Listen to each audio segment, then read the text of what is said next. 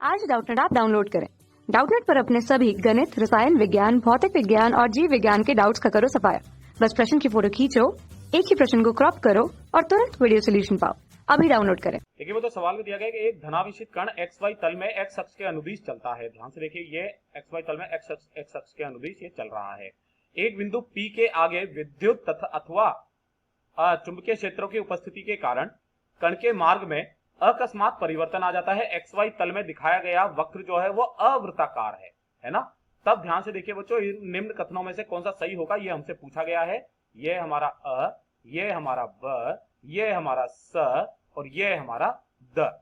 तो ध्यान से देखिए बच्चों, ई वेक्टर और बी वेक्टर के बारे में पूछा गया। ई वेक्टर मतलब विद्युत क्षेत्र, बी वेक्टर मतलब चुंबकीय क्षेत्र। अब ध्यान से देखिए बच्चों कि अगर मैं यहां से देखूं तो ये अगर सीधा सीधा जा रहा है ना, तब ध्यान से देखिए विद्युत क्षेत्र में जो प्लस क्यू पर जो बल लगता है वो उसी की दिशा में लगता है। मैं यहां पर लिख रहा हूं उसी की दिशा में, है ना। तब ध्यान से देखिए, जो ई वेक्टर जो हो जाएगा वो तो किधर की तरफ में हो जाएगा, मान लेते हैं हमारा इधर की तरफ में ये हो जाएगा ए आई कैप दिशा में। भाई ये एक्स है ना, तो ये आई कैप दिशा, वाई है तो ये जे कैप दिशा, और इसके में जो ये इधर की तरफ में जो आ रही है ये जेड दिशा, जिसमें के कैप दिशा हमने इकाई सदिश ले लिए हैं। ठीक है बच्चों। अब ध्यान से देखिए बच्चों, P पर आने के बाद में ये जो है ये अवृत्ताकार है। अवृत्ताकार है। अवृत्ताकार का मतलब क्या है कि अगर यहां पर विद्युत क्षेत्र नहीं होता तो ये पूरा का पूरा वृत्ताकार होता, यानी कि यहां पर विद्युत क्षेत्र तो है, ये तो समीकरण नंबर 1 ये तो पक्का है। अब जो चुंबकीय क्षेत्र है वो किधर की तरफ में है। अब ध्यान से देखो बच्चों, यहां पर ये किस दिशा में हो रहा है, ये जेड दिशा में। भाई ये इधर से इधर की तरफ में मुड़ रहा है ना, तो ये किस दिशा में आ रहा है, जेड दिशा में, है ना। तब ध्यान से देखिए बच्चों, मैं इसके लिए पूरी की पूरी थ्योरी लिख देता हूं। चूंकि वक्र पथ एक्स वाई तल तक सीमित है, वक्र पथ एक्स वाई तल तक सीमित है ना, और चुंबकीय क्षेत्र का घटक जो कण को प्रभावी रूप से विक्षेपित करता है वह कौन सा है, जेड घटक है ना। अतः अन्य घटक एक्स होना चाहिए, एक तो घटक होना चाहिए भाई जेड दिशा में, है ना। तब ध्यान से देखिए, अतः अन्य घटक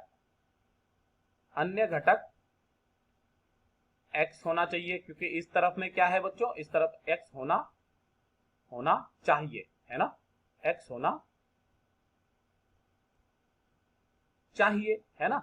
ये वाली चीजें तो हमें समझ में आता है। अब क्या होता है कि एक्स अक्ष के दिशा के आगे बढ़ने वाले जो आवेशित कण को विक्षेपित नहीं कर सकता, तो एक विद्युत क्षेत्र होना चाहिए, क्योंकि कण का जो अवृत्ताकार पथ है ना, तो वो इसके कारण ये आगे की तरफ में भी बढ़ रहा है। और अगर आप ध्यान से देखें तो ध्यान से देखो बच्चों, ये इधर की तरफ में जा रहा है ना। तब ध्यान से देखिए बच्चों, यहां पर जो चुंबकीय क्षेत्र होगा वो किधर की तरफ में होगा, वो वाला होगा हमारा बच्चों के केप में और आई केप में। एक तो ये जेड दिशा में होगा और एक एक्स दिशा में होगा, तभी तो ये इस तरफ में नीचे की तरफ करेगा। ध्यान से देखिए बच्चों, अगर मैं यहां पर दाहिने हाथ का हस्त नियम लगाऊं, दाहिने हस्त का नियम, तब ध्यान से देखिए बच्चों, यही वाली जो है हमें दिशा प्राप्त होगी जो कि अवृत्ताकार है, और विद्युत क्षेत्र के कारण ये आगे की तरफ में भी जा रहा है, तो ये अवृत्ताकार हो गया। यानी कि ध्यान से देखिए, जो भी हमारी शर्तें जो इसमें पूरी कर रहा है वो कौन कौन सी कर रहा है। एक तो हमारे पास में जो ई वेक्टर होना चाहिए वो किधर की तरफ में होना चाहिए, वो ए आई कैप दिशा में होना चाहिए, है ना। और जो बी वेक्टर होना चाहिए वो किस किस दिशा में होना चाहिए, एक तो के कैप दिशा में होना चाहिए और एक आई कैप दिशा में होना चाहिए।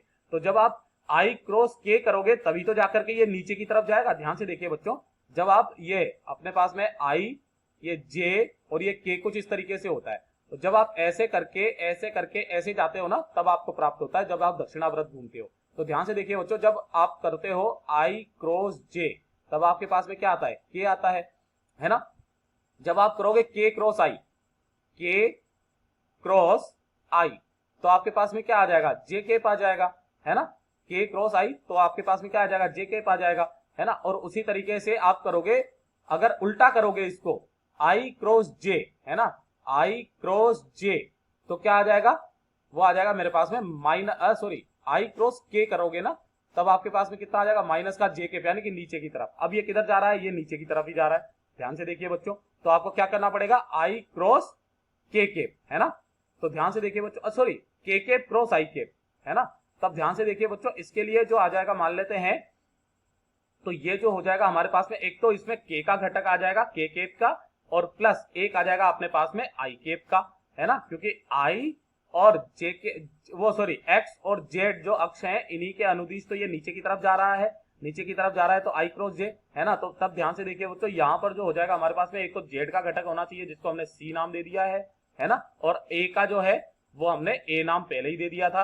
तो जो इसमें सही तरीके से जो बैठ रहा है वो ध्यान से देखिए बच्चों, जो हमारा ये जो सी कैप जे कैप आई कैप, हाँ जो ब है वो एकदम सही जवाब है। ये पूरी की पूरी जो इसकी स्थितियां हैं उनको सेटिस्फाइड कर रहा है, संतुष्ट कर रहा है। तो यही हमारा उत्तर है बच्चों।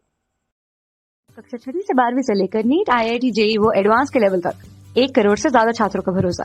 आज ही डाउनलोड करें डाउटनेट ऐप या व्हाट्सएप करें अपने सारे डाउट्स 8400 400 400 पर।